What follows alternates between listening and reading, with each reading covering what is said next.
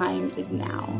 Now, while you're in school, is the time to start testing some of the ideas that you have for your career. It's kind of about just coming up with something that you're really passionate about but hasn't been done and making it happen. This was reinvention. This was rejuvenation. This was something taking music in a different direction. And I think that we should embrace this type of change.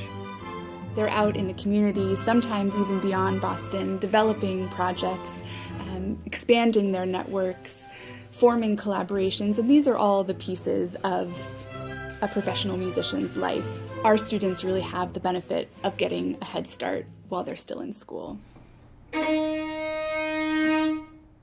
The first step for getting involved in the grant program is to reach out to the Entrepreneurial Musicianship department. Oftentimes students will have these brilliant ideas but think, oh, this isn't possible. Actually, it is possible. We get them to logically think through the steps as to how to make their project happen. They really helped me to fine-tune my vision for what I want this project to be. I think they're looking for something that is going to have an impact to the community, that is going to have an impact to you as a musician, that is going to have a resonance. One program that we funded last summer was August Noise JP.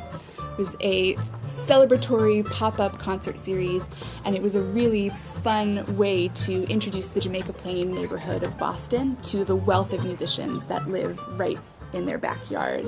I used the money mostly for kind of the promotional side of things, putting together a website, getting professional photography, and then also paying the musicians at least somewhat for their services, because I think that musicians should always get paid for what they do. I think one of the most valuable experiences that students have in the application process is having the opportunity to pitch their ideas to a committee comprised of NEC faculty, staff, and former grant recipients.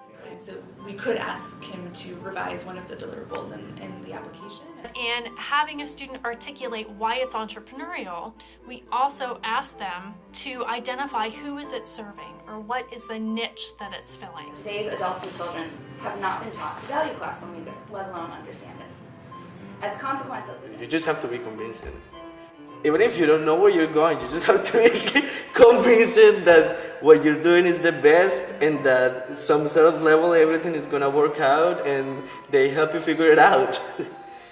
Because that's the whole point. You don't have to figure it out by yourself. You have people that can help you figure it out. Once a student is awarded a grant, we work individually with each of them to pair them with an advisor for the course of their project. We have a base of over 150 individuals, staff members, faculty members, alumni, and just other professionals in the field who have volunteered to be entrepreneurial advisors. she sat me down for an hour and a half and we talked about all kinds of different ways of promoting oneself online. And she critiqued my website a bit and just sort of encouraged me to take those next steps on the internet. You both have this project that you've brought into fruition, but it's also about all the skills that come with making a project happen. Teaching us to be competent writers, competent thinkers, giving us the skills to go out there and actually market ourselves, which musicians have to do in this economy. How to promote things using social media, using traditional media, writing press releases. I think I made 7 different drafts of a budget before the show even got its legs. And we actually made a little bit of money on the show, which is great for a first time out. It really was the legal aspects that I felt I was most out of my depth, and to help us file all the paperwork and do things that we really could not have done with sort of the budget that we had at the time.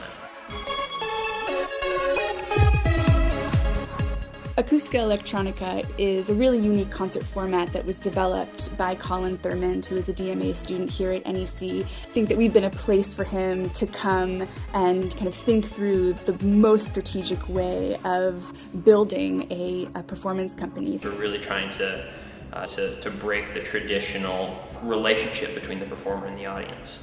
Thinking about, how do we make classical music relevant today? How do we market it? How do we package it? How do we sell it? A lot of our students are challenging themselves with the question of how do I make my music relevant? How can this be a way to fill a need in a community or a way to serve different audiences that otherwise are untapped? I've definitely heard from students after they've wrapped up their grant project that it was the most successful failure they ever had. And that, for us, is the best end result. They are saying just try something. And it doesn't have to be some great success, but you will learn something from it. And in a lot of cases, they aren't failures, they are successes. By pairing you with mentors, by keeping track of what you're doing along the way, making you budget yourself, they're setting you up for success.